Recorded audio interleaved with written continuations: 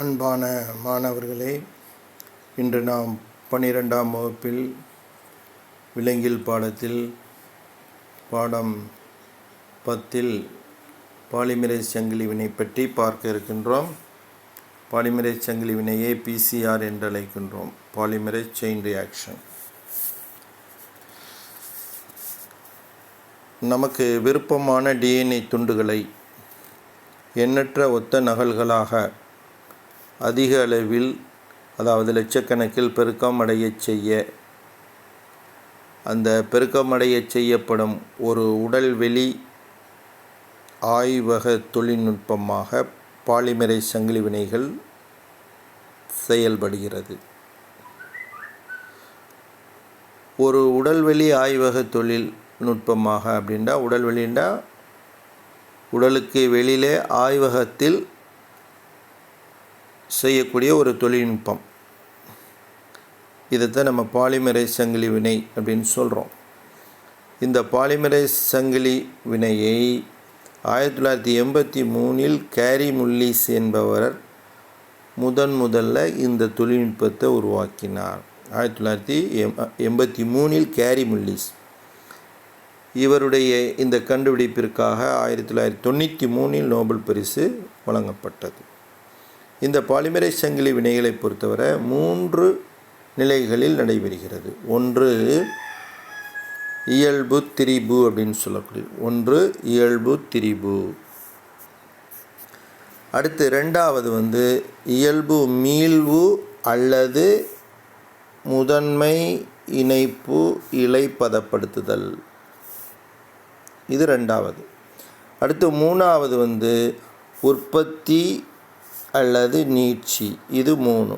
அப்போ மொத்தம் 3 நிலைகள்: இயல்பு திரிபு, 2வது இயல்பு மீள்வு அல்லது முதன்மை இணைப்பு இழைப்பதப்படுத்துதல், 3வது அந்த இலைகளின் உற்பத்தி அல்லது நீட்சி. இந்த 3 நிலைகளில் உள்ளடக்கியத இந்த பாலிமரேஸ் சங்கிலி வினைகள்.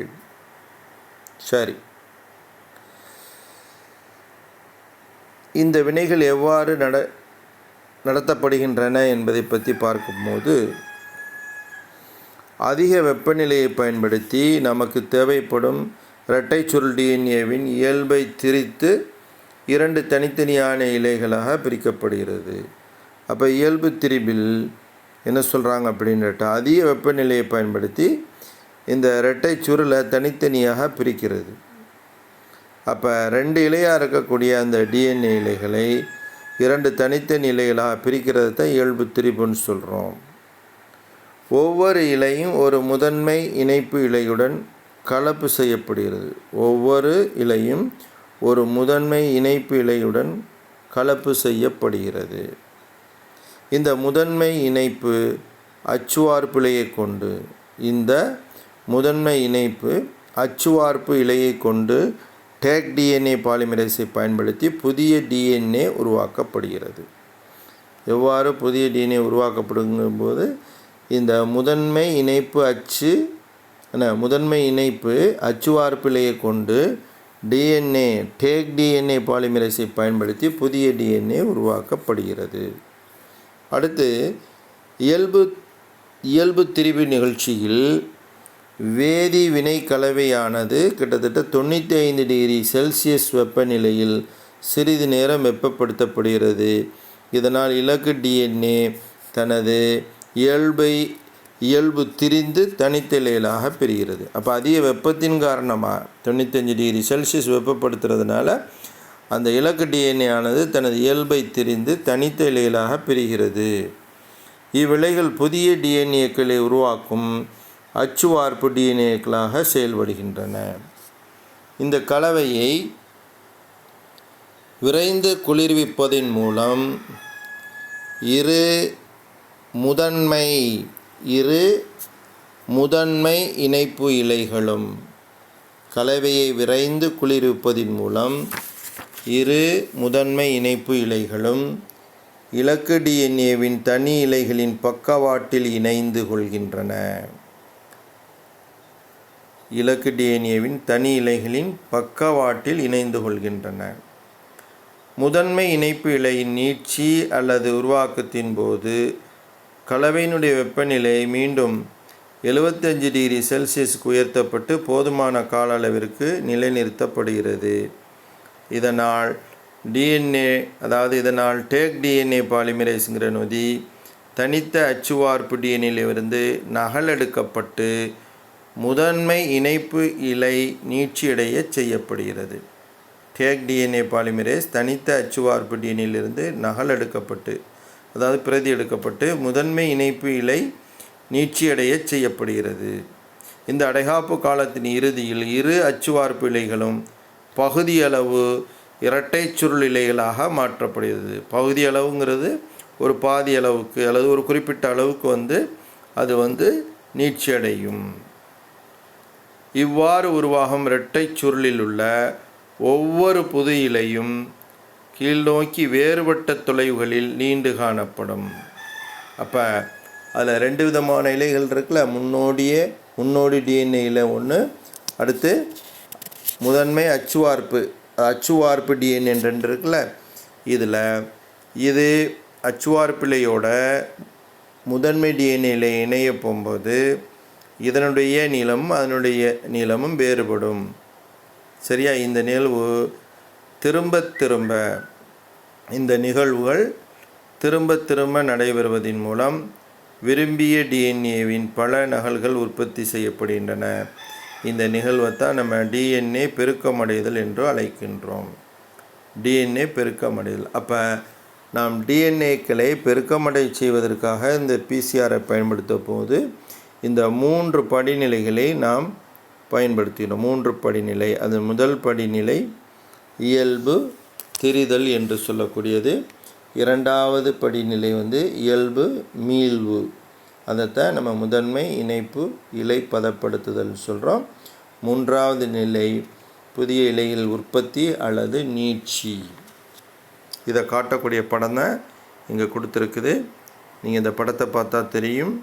இதில் பார்த்தீங்கன்னா வயலட் கலரில் இருக்கக்கூடிய அந்த 2 நீளமான அமைப்புகள் இருக்குல்ல, 5 to 5 days to 3 days, 3 days to 5 days. இந்த ரெண்டுமே உண்மையான டிஎன்ஏ. 2 இலைகளை பெற்றிருக்குது, 2 இரட்டை இலை. இதை நம்ம 2 தனித்தனியாக இலையாக பிரிக்கிறத தான் இயல்பு திரிதல்னு சொல்கிறோம். இந்த 2க்கு இடையில் பச்சை நிறத்தில் இருக்கக்கூடியது என்ன அப்படின்னா அது நியூக்ளியோடைடுகள். அதே மாதிரி இந்த வேதி வினைக்கான அந்த கலன் இருக்கு பாருங்கள், அந்த கலவை, வேதி வினைக்கான அந்த கலவையில் இந்த நியூக்ளியோடைடுகள் மற்றும் முன்னோடி டிஎன்ஏக்கள் காணப்படும். முன்னோடி டிஎன்ஏ இலைகள் இவைகளை பயன்படுத்தி இயல்பு திரிதலில் அந்த அச்சு வார்ப்பு இலை இருக்குல்ல, அது தனித்தனி டிஎன்ஏ பிரிந்ததோடு இப்போ அந்த முதன்மை டிஎன்ஏ இலைகள் இணைந்து வேறொரு, அதாவது அச்சு வார்ப்பு இலையோட முதன்மை டிஎன்ஏ இலையும் சேர்ந்து ஒரு புதிய டிஎன்ஏ இலையை இரட்டை என திருகு இலையை உருவாக்கக்கூடிய அமைப்பை காட்டுற மாதிரி படம் கொடுத்துருக்காங்க. இதில் ஃபஸ்ட்டு ஸ்டேஜ் இயல்பு தெரிதல், செகண்ட் ஸ்டேஜில் தூண்டுதல்னு கொடுத்துருக்காங்க. 3வது அது புதுசாக உருவாகி நீட்சி அடைகிறத காமிச்சிருக்காங்க. இதான் பிசிஆரினுடைய படிநிலையை காட்டக்கூடிய படம். நம்ம எப்படி டிஎன்ஏக்களை இந்த பிசிஆர் மூலம் பெருக்கமடைய செய்கிறோமோ அதே மாதிரி ஆர்என்ஏ மூலக்கூறுலையும் பெருக்கமடைய செய்ய இயலும்னு சொல்கிறாங்க. இந்த நிகழ்ச்சிக்கு பின்னோக்கிய படியெடுத்தல் பிசிஆர்னு சொல்கிறாங்க. பின்னோக்கிய படியெடுத்தல் ஆர்டிபிசிஆர்னு சொல்லக்கூடியது. இந்த பின்னோக்கிய படியெடுத்தலில் பார்த்தீங்கன்னா, பின்னோக்கிய படியெடுத்தல் அப்படிங்கிற நிகழ்ச்சியில் பார்த்தா இங்கே ரிவர்ஸ் டிரான்ஸ்கிரிப்டேஸ் என்ற ஒரு நொதி பயன்படுத்தப்படுது. அந்த நொதியானது ஆர்என்ஏ மூலக்கூறுகளை நிரப்பு டிஎன்ஏக்களாக மாற்றுகின்றன. இந்த ரிவர்ஸ் டிரான்ஸ்கிரிப்டேஸுங்கிற நொதி இருக்குதுல்ல, இது ஒரு முக்கியமானது. இந்த பின்னோக்கிய படியெடுத்தல் பிசிஆருங்கிறது முக்கியமானது. இதை 3 மார்க்காக கூட கேட்கலாம், 1 வேர்டுலையும் கேட்கலாம். பின்னோக்கிய படியெடுத்தல் நிகழ்வில் பயன்படுத்தப்படும் நொதி எதுன்னா ரிவர்ஸ் டிரான்ஸ்கிரிப்டேஸ். இதனுடைய வேலை என்ன அப்படின்னா, அதாவது இதனுடைய வேலையானது ஆர்என்ஏ மூலக்கூறுகளை சிடிஎன்ஏவாக மாற்றுது. சிடிஎன்ஏத்தை நம்ம நிரப்பு டிஎன்ஏ அப்படின்னு சொல்கிறோம், காம்ப்ளிமெண்ட்ரி டிஎன்ஏ. இவ்வாறு உருவான அந்த சிடிஎன்ஏ ஆனது பிசிஆருக்கு வார்ப்புரு டிஎன்ஏவாக பணிபுரிகிறது. சிடிஎன்ஏ என்ன பிசிஆருக்கு வார்ப்புரு டிஎன்ஏவாக பணிபுரிகிறது. அடுத்து நாம் பார்க்கக்கூடியது மருத்துவ கண்டறிதலில் பிசிஆர். மருத்துவ கண்டறிதலில் பிசிஆர் மரபிய குறைபாடுகள், வைரஸ் நோய்கள், பாக்டீரிய நோய்கள் போன்றவற்றை கண்டறிய பிசிஆருடைய இலக்குத்தன்மை மற்றும் உணர்திறன் மிகவும் பயன்படுகிறது. அதாவது மரபிய குறைபாடு, வைரஸ் நோய்கள், பாக்டீரிய நோய்கள் போன்றவற்றை கண்டறிய பிசிஆரின் இலக்குத்தன்மை மற்றும் உணர்திறன் மிகவும் பயன்படுகிறது. குறிப்பிட்ட வகை நோய்யூக்கிலை அடையாளம் காண்பதின் மூலம் சரியான சிகிச்சை அளிக்க இயலும். வழக்கமான நடைமுறையில் நோயூக்கியாக கருதப்படும் நுண்ணுயிரிகளை வளர்ப்பு ஊடகத்தில் வளர்ப்பு ஊடகம் என்பது கல்ச்சர் மீடியம் சொல்கிறோம், அதில் நுண்ணுயிரியில் வளர்த்து வளர்சிதை மாற்ற சோதனைகளையும் மற்றும் இதர சோதனைகளையும் செய்து பார்த்து அடையாளம் காணப்படுகின்றன. தொற்று நோய்களை கண்டறிய பிசிஆர் அடிப்படையிலான ஆய்வு எளிதானதாகும். தொற்று நோய்களை கண்டறிய பிசிஆர் அடிப்படையிலான ஆய்வு எளிதானதாகும். ஒரு ஆய்வக மாதிரியில் ஒரு நோய்க்கு காணப்பட்டால் நிச்சயமாக அதன் டிஎன்ஏயும் காணப்படும். பிசிஆர் முறையின் மூலம் அவற்றின் தனித்துவமான டிஎன்ஏ வரிசைகள் கண்டறியப்படுகின்றன. எடுத்துக்காட்டாக இரத்தம், மலம், தண்டுவட திரவம், சளி போன்ற மருத்துவ மாதிரிகளில் பிசிஆர் முறைப்படி பரிசோதிப்பதன் மூலம் நோய் வகைகளை கண்டறியலாம். கோரியான் நீட்சிகளின் மாதிரிகளை பயன்படுத்தியோ அல்லது பனிக்குட திரவ செல்களை ஆய்வு செய்வதன் மூலமோ குழந்தை பிறப்பதற்கு முன்பே அக்குழந்தைக்கு ஏதேனும் மரபிய நோய்கள் உள்ளனவா என்பதை கண்டறியலாம். அப்போ பனிக்குட திரவ செல்களையும் கோரியான் நீட்சியின் மாதிரிகளையும் பயன்படுத்தி நம்ம இந்த பிசிஆரின் மூலம் அந்த குழந்தைக்கு கருநிலையில் ஏதாவது கோளாறு இருக்குதா, மரபியல் ரீதியான நோய்கள் இருக்குதா என்பதை குழந்தை பிறக்கிறதுக்கு முன்னால் நம்மளால் கண்டறிய முடியும்னு சொல்கிறாங்க. அதுபோல் ஒரு சில நோய்களான கதிரருவால் இரத்த சோகைன்னு சொல்லக்கூடிய சிக்கல் செல் அனிமியா, பீட்டா தலசிமியா, ஃபினைல்கிட்டோனூரியா போன்ற நோய்களையும் நாம் கண்டறியலாம் இதன் மூலம். அதே மாதிரி சிடிஎன்ஏ, அதாவது பிசிஆர் மூலம் கண்டறியப்படும் சிடிஎன்ஏவானது ரெட்ரோ வைரஸ் தொற்றுகளை கண்டறியவும் கண்காணிக்கவும் உதவும் ஒரு மதிப்பு மிகுந்த கருவி. பிசிஆர் மூலம் கண்டறியப்படும் சிடிஎன்ஏவானது, சிடிஎன்ஏ நிரப்பு அல்லது காம்ப்ளிமெண்ட்ரி டிஎன்ஏ, இது ரெட்ரோ வைரஸ் தொற்றுகளை கண்டறியும். ரெட்ரோ வைரஸ்க்கு உதாரணம் ஹெச்ஐ வைரஸ் சொல்லலாம். உங்கள் புக்கில் ப்ராக்கெட்டில் மைக்கோபேக்டீரியம் டியூபர்குலோசின்னு சொல்லியிருக்கு. ஆக்சுவலாக இது ஒரு பாக்டீரியா. ரெட்ரோ வைரஸுங்கிறது தனி, சரியா? இவற்றை கண்டறியும் கண்காணிக்கவும் உதவும் ஒரு மதிப்பு மிகுந்த கருவி. அது மாதிரி பிசிஆர் முறையின் மூலம் கருப்பை வாய் புற்றுநோய்க்கு காரணமான பாப்பிலோமா வைரஸ், அந்த பாப்பிலோமா வைரஸால் தூண்டப்படும் புற்றுநோய்களை கண்டறியவும் இயலும். கருப்பை வாய் புற்றுநோய் இருக்குல்ல, அது காரணமானது ஹெச்பிவின்னு சொல்லக்கூடிய ஹியூமன் பாப்பிலோமா வைரஸ். இந்த வைரஸ்களால் தூண்டப்படும் புற்றுநோய்களையும் கண்டறிய இயலும் அப்படின்ற மாதிரி சொல்கிறாங்க. அடுத்து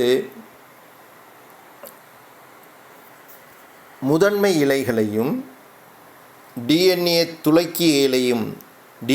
துளக்கியையும் பயன்படுத்தி பால் குரோமோசோம்களை கண்டறிந்து மனித கரு, கால்நடைகளினுடைய கரு மற்றும் உடல் வெளிக்கருக்களின் பால் தன்மையை, அதாவது ஆணா பெண்ணா அப்படிங்கிறத பிசிஆர் மூலம் கண்டறியலாம். ஒரு கருவுற்ற முட்டைகளில் அல்லது கருக்களில் ஏதேனும் பால் சார்ந்த குறைபாடுகள் உள்ளனவா என்பதையும் இந்த பிசிஆர் மூலம் கண்டறியலாம். பிசிஆரினுடைய இதர பயன்பாடுகள் அப்படின்னு எடுத்துக்கிட்டோம்னா, இருவேறு உயிரினுடைய மரபணு தொகுதியில் காணப்படும் வேறுபாடுகளை பிசிஆர் மூலம் ஆய்வு செய்யலாம்.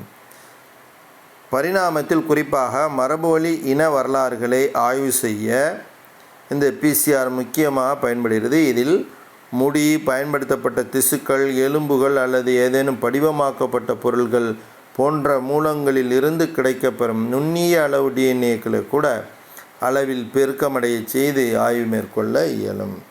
அதேபோல் தடயவியல் மருத்துவத்திலும், ஃபோரன்சிக் சயின்ஸுன்னு சொல்கிறோம்ல, தடயவியல், தடயவியல் மருத்துவத்திலும் பிசிஆர் தொழில்நுட்பத்தை பயன்படுத்தி இரத்தக்கரை, உரோமம், விந்து திரவம் போன்ற தடயங்களிலிருந்து கிடைக்கப்பெறும் ஒரே ஒரு டிஎன்ஏ மூலக்கூறில் கூட பிசிஆர் தொழில்நுட்பத்தின் மூலமாக பெருக்கி ஆய்வு செய்ய முடியும். இவ்வாறு பெருக்கப்பட்ட டிஎன்ஏவை பயன்படுத்தி டிஎன்ஏ ரேகை அச்சிடப்பட்டு குற்றவாளிகளை அடையாளங்காணவும் உதவும் ஒரு கருவியாக தடயவியல் அறிவியலில் இந்த பிசிஆரை பயன்படுத்தலாம். மாதிரி மரபணு சிகிச்சையில் குறிப்பிட்ட டிஎன்ஏ துண்டங்களை உற்பத்தி செய்து பெருக்குவதற்கும் பிசிஆர் பயன்படுகிறது. இப்போ பிசிஆருடைய தொழில்நுட்பம் என்ன, அதனுடைய படிநிலைகள் என்ன, மருத்துவத்துறையில் அதனுடைய பயன்பாடு என்ன, அது மாதிரி மற்ற பயன்பாடுகள் என்ன அப்படிங்கிறத நம்ம பார்த்தோம். இப்போ அடுத்து நாம் பார்க்கக்கூடியது மரபணு மாற்றப்பட்ட விலங்குகள் டிரான்ஜீனிக் அனிமல்ஸ்ன்னு சொல்கிறோம். அதாவது கால்நடைகள் மற்றும் வீட்டு விலங்குகளின் மரபியல் பண்புகளை மேம்படுத்துவதற்கு தொடக்க காலங்களில் தேர்ந்தெடுக்கப்பட்ட கலப்பு முறைகள் நடைமுறையில் இருந்தன. ஆரம்ப காலத்திலெல்லாம் 2 இனத்தை தேர்ந்தெடுத்து அதை கலப்பினம் செய்வாங்க. இப்போ உதாரணத்துக்கு சிந்தின்ற ஒரு அதிகமான பால் தரக்கூடிய ஒரு பசுவையும் இன்னும் ஒரு இனத்தினுடைய காளையை 2ஐயும் கலப்பினம் செஞ்சு அதன் மூலம் இன்னும் அதிகமான பால் தரக்கூடியது. அதுமாதிரி அயலின மாடுகளான ஜெர்சியை வேறு இனத்தோட கலப்பு இப்படி இருந்தது. அதை தேர்ந்தெடுக்கப்பட்ட கலப்பு முறைகள். ஆனால் நவீன உயிரி தொழில்நுட்ப முன்னேற்றத்திற்கு பிறகு விரும்பிய வகை விலங்குகளை தோற்றுவிக்க மரபு ரீதியான மாற்றங்களை கையாள மனிதர்களால் முடிகிறது. மரபு ரீதியான உயிரிகளின் மரபணு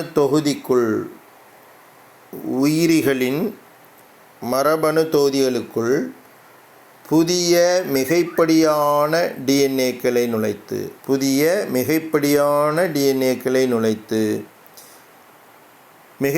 டிஎன்ஏக்கள்னால் அந்நிய அல்லது புறந்தோன்றிய டிஎன்ஏக்களை நுழைத்து நிலையான மரபியல் மாற்றங்களை விரும்பிய வண்ணம் தோற்றுவிக்க முடியும். இதற்கு மரபணு மாற்றம் என்று பெயர். இவ்விதம் உள்நுழைக்கப்படும் அந்நிய டிஎன்ஏவானது மாற்று மரபணு எனவும், இதனால் தோற்றுவிக்கப்படும் விலங்குகளை மரபு பொறியியல் மூலம் மாற்றப்பட்ட விலங்குகள் அல்லது மரபியல்பு மாற்றப்பட்ட உயிரிகள் என்று அழைக்கலாம். ஜெனட்டிக்கலி இன்ஜினியர்டு ஆர்கானிசம் அல்லது ஜெனட்டிக்கலி மாடிஃபைடு ஆர்கானிசம் அப்படின்னு சொல்கிறோம். இப்போ மரபணு மாற்ற உயிரிகளை உருவாக்கும் பல்வேறு படிநிலைகள் என்ன? மரபணு மாற்ற உயிரிகளை உருவாக்குறதுல பல்வேறு படிநிலைகளை 5 நிலைகள் கொடுத்துருக்காங்க. 1 விரும்பிய மரபணுவை அடையாளம் கண்டு அதை தனித்து பிரித்தெடுத்தல்.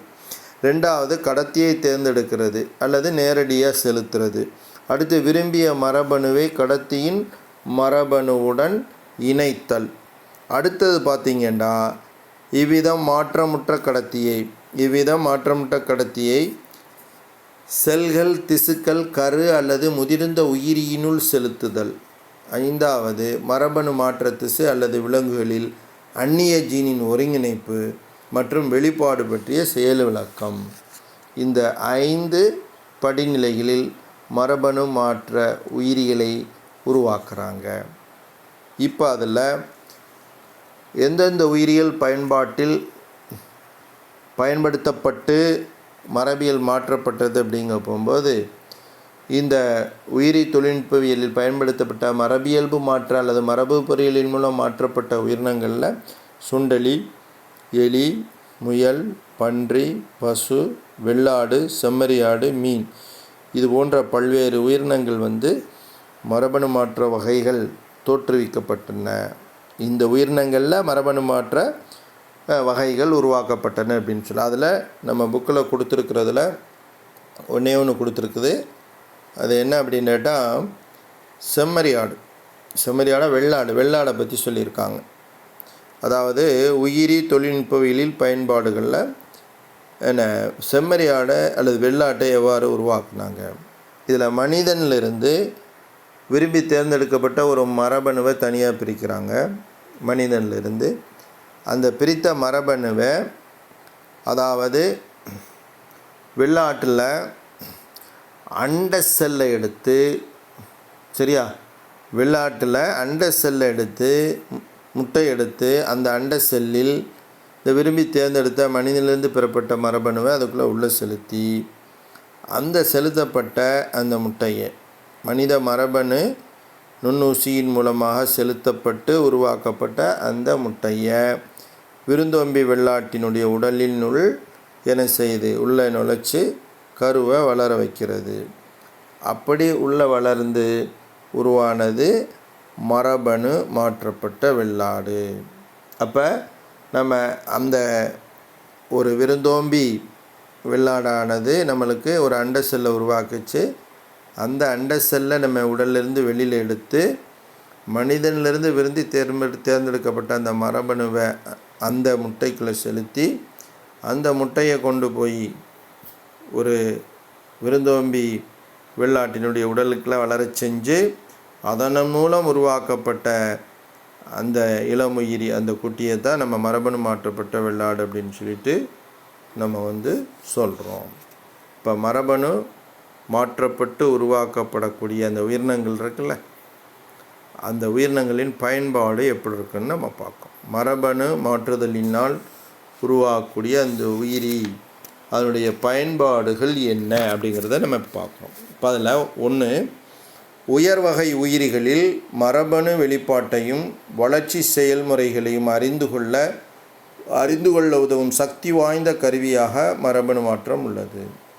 உயர் வகை உயிர்களில் மரபணு வெளிப்பாட்டையும் வளர்ச்சி செயல்முறையும் அறிந்து கொள்ள உதவும் சக்தி வாய்ந்த கருவியாக மரபணு மாற்றம் உள்ளது. மரபணு மாற்றம் விலங்குகளில் மரபு பண்புகளை மேம்படுத்த உதவுகிறது. மனித நோய்களை புரிந்து கொள்ளவும் அவற்றிற்குரிய புதிய சிகிச்சை முறைகளை பற்றி ஆய்வு செய்யவும் உதவும் நல்ல மாதிரிகளாக மரபணு மாற்ற விலங்குகள் விளங்குகின்றன. அப்போ புதிய சிகிச்சை முறைகளை பற்றி ஆய்வு செய்யவும் உதவும் நல்ல மாதிரிகளாக மரபணு மாற்ற விலங்குகள் விளங்குகின்றன. அடுத்து, புற்றுநோய், அல்சைமர், நீர்ம திசு அலர்ஜி, ரொமட்டாய்டு ஆர்த்ரைட்டிஸ், கதிரருவால் இரத்த சோகை அதாவது சிக்கல் செல் அனீமியா போன்ற மனித நோய்களுக்கான மனித மரபணு மாற்ற மாதிரிகளும் உருவாக்கப்பட்டுள்ளன. புற்றுநோய், அல்சீமியர் நோயின்னு சொல்லக்கூடியது அல்சைமர், நீர்ம திசு அலர்ஜி, ரொமட்டாய்டு ஆர்த்ரைட்டிஸ், கதிரருவால் இரத்த சோகை இது போன்ற நோய்களுக்கான மனித மரபணு மாற்ற மாதிரிகளும் உருவாக்கப்பட்டுள்ளன. மரபணு மாற்ற விலங்குகளை கொண்டு உற்பத்தி செய்யப்படும் புரதங்கள் மருத்துவத்துறையிலும் மருந்து உற்பத்தி துறையிலும் முக்கியமான பயன்பாடுகளை கொண்டுள்ளன. மரபணு மாற்ற விலங்குகளை கொண்டு உற்பத்தி செய்யக்கூடிய புரதங்கள் மருத்துவத்துறையிலும் மருந்து உற்பத்தி துறையிலும் முக்கியமாக பயன்படுத்தப்படுகின்றது. தடுப்பூசிகளின் பாதுகாப்பு தன்மைகளை சோதிப்பதற்கு மரபணு மாற்ற சுண்டலிகள் பயன்படுத்தப்படுகின்றன. தடுப்பூசிகளின் பாதுகாப்புத்தன்மையை சோதிப்பதற்காக இந்த மரபணு மாற்ற சுண்டலிகளில் முதல்ல அதை செலுத்தி அதனுடைய நோய் தடுப்பாற்றல் அதுக்கு என்ன எதிர்விளைவை ஏற்படுத்துது, அது உயிரோடு இருக்குதா அப்படிங்கிறத பார்ப்பாங்க. அடுத்து, நச்சுத்தன்மையுடைய பொருட்களை